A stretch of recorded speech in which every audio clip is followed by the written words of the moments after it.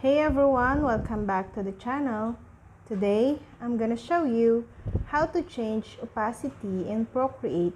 So first, double tap the layer within your layers panel with 2 fingers.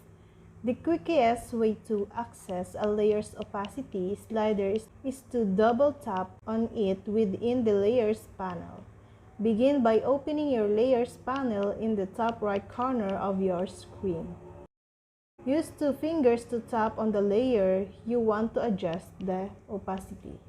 For example, I used 2 fingers to tap on the layer that had the word love on it.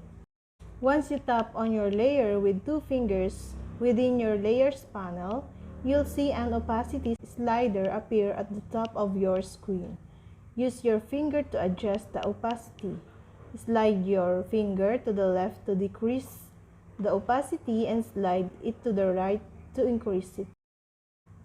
And that's all. I hope this video helped you guys. For more videos, subscribe to our YouTube channel. Thank you for watching. See you again.